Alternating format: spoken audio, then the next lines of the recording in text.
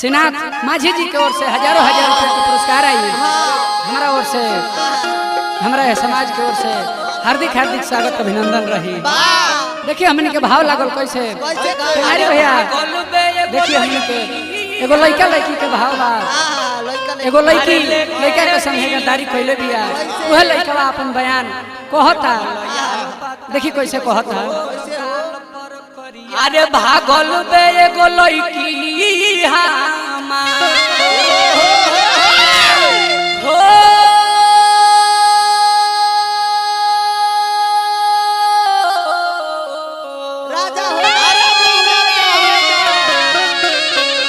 अरे भागल बे एगो लड़की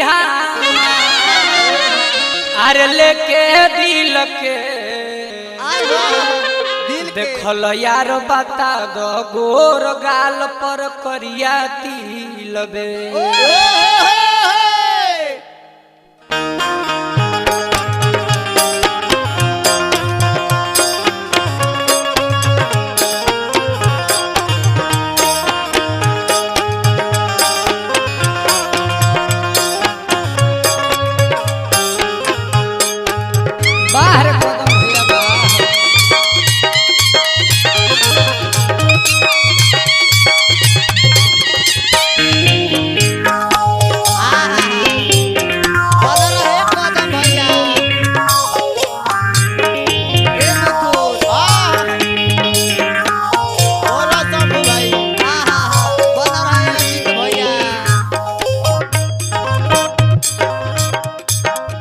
कहता लइकवा कैसे कहता भैया अरे कैसे अरे भागल बे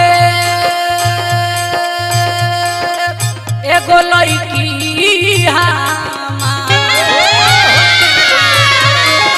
भागल बे एगो लड़की हमर भागल बे एगो लड़की हमर लेके दिल के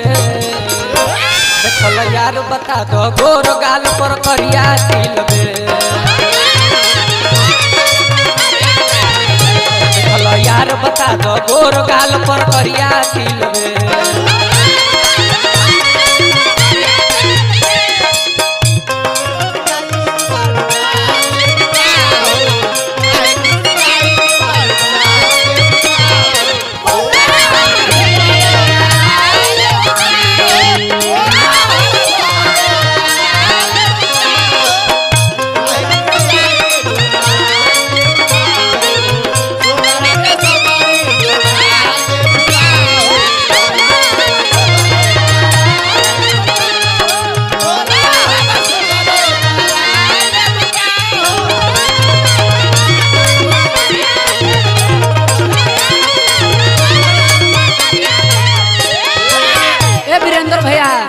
कवि जी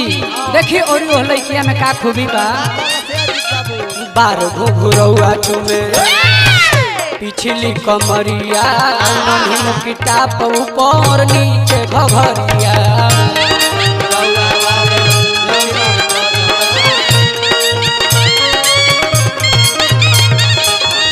और का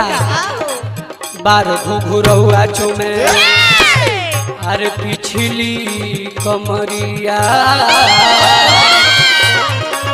नन्ही मुकिटा ऊपर नीचे घघरिया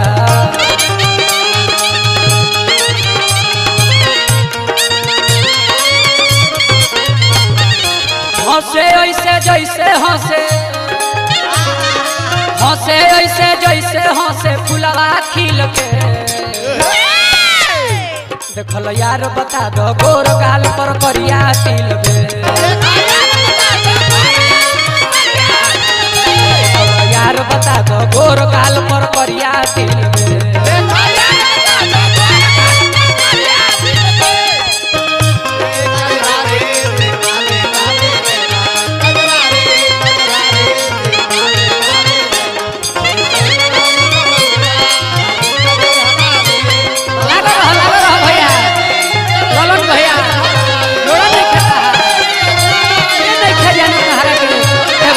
समाज में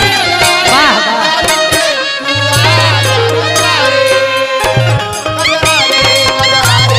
बना रहा जियो जियो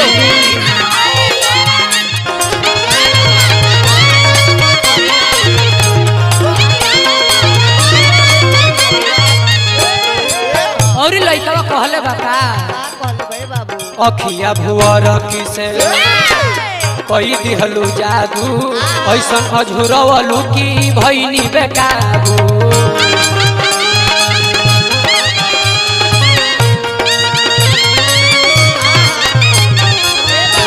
अरे अझुरवलू और ही बना दो बाबू अझुरवलू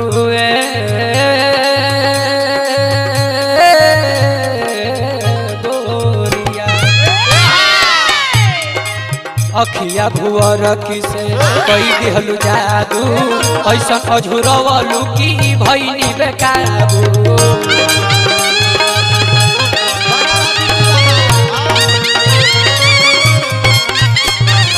ए यार उनका खातिर हम का ना कोई नहीं अपने हाथे अरे खियवनी उनके हाथे अपन खियवनी उनके केला छील के देखल यार बता दो गोर गाल पर करिया तिल बे यार बता दो गोर गाल पर करिया तिल बे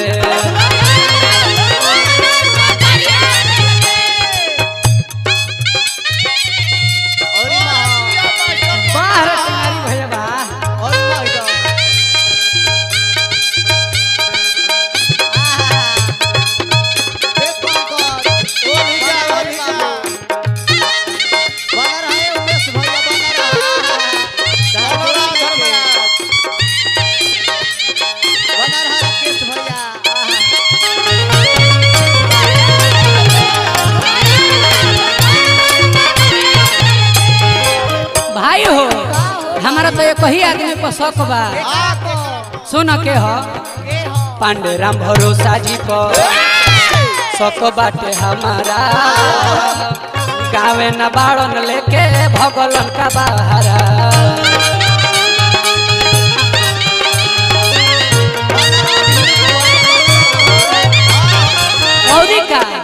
औरी के करा पर शौक बा अब लाल यादव शौक बाटे हमारा गावे न बाड़न लेके भगलन का बहारा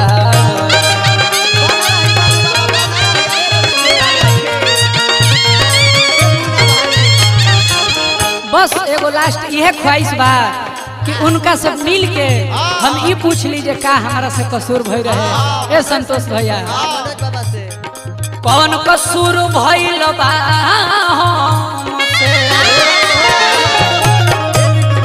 कौन कसूर भइल बा हमसे कौन कसूर भइल बा हमसे पूछ भी मिल के भैया कह चले के बका देखल यार बता दो गोर गाल पर करिया तिल बे देखल यार बता दो गोर गाल पर करिया तिल बे